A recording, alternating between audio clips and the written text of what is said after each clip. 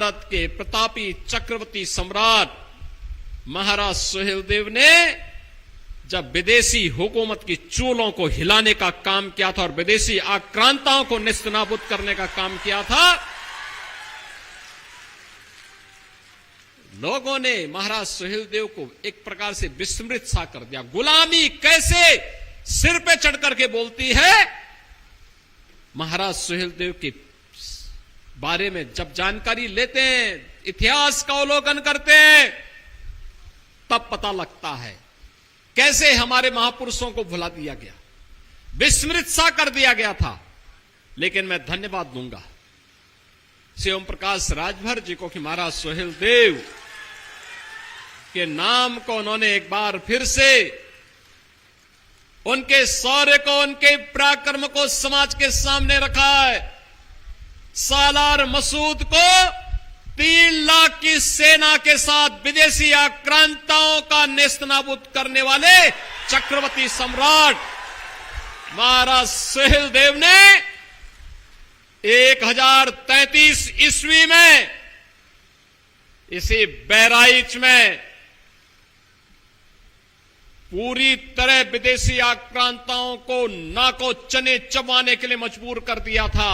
और बहनों और भाइयों, आज ये हमारा सौभाग्य है कि देश के यशस्वी प्रधानमंत्री श्री नरेंद्र मोदी जी, जो काशी के लोकप्रिय सांसद भी हैं, उनकी प्रेरणा से, उनके मार्गदर्शन में आज बहराइच में महाराज सुहेलदेव का भव्य स्मारक बनकर के तैयार हो गया है।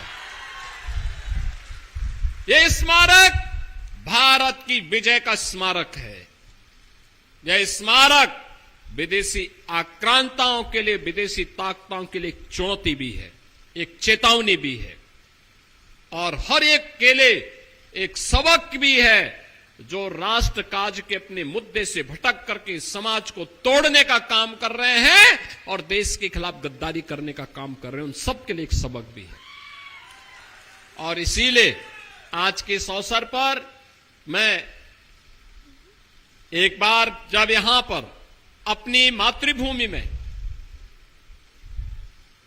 अपनी पूज्य माता की प्रथम पुण्यतिथि के इस कार्यक्रम के साथ हम सबको जुड़ने का अवसर श्री ओम प्रकाश राजभर जी ने दिया है, मैं उनको हृदय से धन्यवाद देता हूं। उनके दोनों पुत्रों श्री अरुण राजभर जी को, श्री अरविंद राजभर जी को, उनके पूज्य पिता श्री सन्नू राजभर जी को, परिवार के अन्य सदस्यों को और उनकी धर्मपत्नी को भी, क्योंकि एक गृहस्थ के लिए अकेले तो वह एक ही पहिया माना जाता है। जब तक धर्मपत्नी का सहयोग न हो तो कुछ नहीं कर पाएंगे। और इसीलिए उन सबको मैं हृदय से इसके लिए धन्यवाद देता हूं कि उन्होंने अपने पूर्वजों की परंपरा का आत्मसात किया है।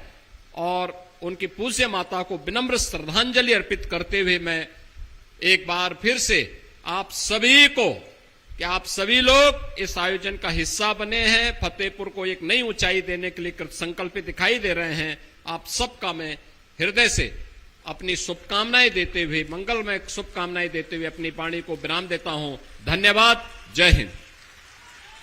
भारत माता की, भारत माता की। देख रहे हैं